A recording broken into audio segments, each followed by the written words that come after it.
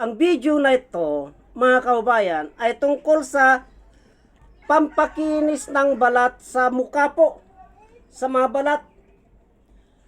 Dahil marami po sa ating mga kababayan, ang nasisira ang mukha ng dahil sa mga rejuvenating na yan. Meron yung manipis na yung balat natin na pag nagsabon po kayo na ganyan, mahapdi na po. Masyado nang manipis yung balat natin. Kaya madaling masunog sa araw. Anong halamang gamot ang may kakayahan na gumamot dyan sa mga nasisirang balat natin, yung mga nangingitim? Ito lamang po, pampakinis ng balat. Vitamins po ito sa mga nasisirang balat natin sa muka. Ang proseso po ng paggamit nito ay kinukuskus lamang po. Ganyan oh. Ganyan po ang proseso nito. Pinapakatas po na ganyan to. Ayan oh, makatas na po oh. Pag makatas na ganyan na po ito, ikukuskus na po sa muka. Ganito po. Yan, makatas na po yan. Ayan. Kaya ang gagawin na po, ay ganito na lamang po. Pampakinis po, pampaganda ng kutis to, mga kaubayan ha. Ganito po. Ikuskus po natin yan, ibabad natin ng mga 20 minutes bago maligo. Ganyan lamang po yan, mga kaubayan. Oh. Para gaganda po yung kutis ninyo. Kasi po, marami sa ating mga kaubayan ang nasisira ng kutis nang dahil sa reju na yan, nang dahil sa rejuvenating. Napdian yung mata ko. Bahala na kayo. Isipin ninyo yung mata nyo.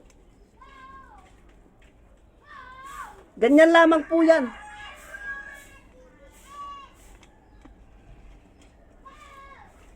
Yung katas nito, ayan, ang may kakayahan na gumamot sa mga nasisirang balat. Napdiyan yung mata ko. Tinamaan yung mata ko. Ganyan po yan, mga kaubayan. No? Ikukuskus lamang po na ganyan yan. Pati tenga, yan.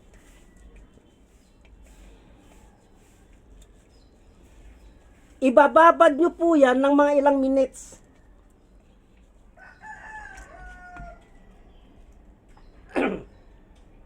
Bago nyo po banlawan, mga kaubayan. Mapde. Ganyan po, pagkatasin nyo pong ganyan yan. Tapos, patilig na po yan. Ganyan po.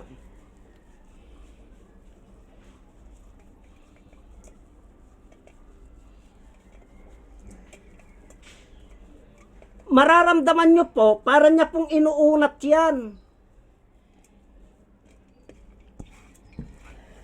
Yung katas niya po, nadadampi sa ating balat na nasira, na may diferensya, ayusin niya po yan.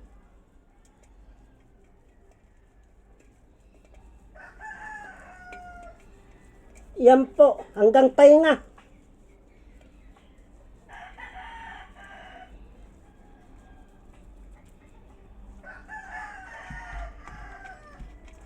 Maganda po ito, mga kaubayan. May vitamins po ito. Vitamins sa balat.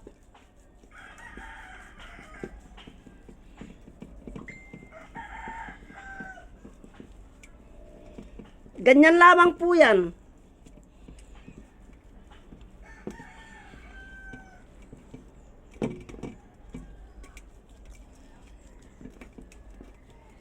Ibababad nyo ng mga 15 minutes yan, 20 minutes, okay na po yan.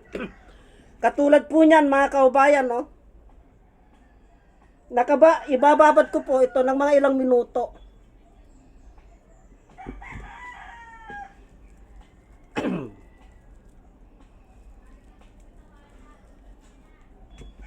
Yan po.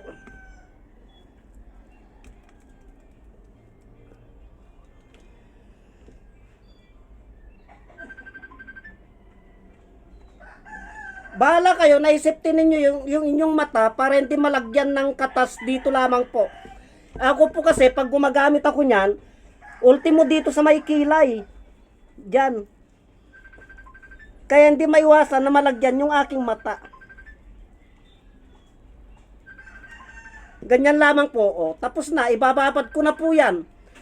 At pagkalipas po ng mga 20 minutes, babanlawan ko na po yan mga kaubayan. Mapdi.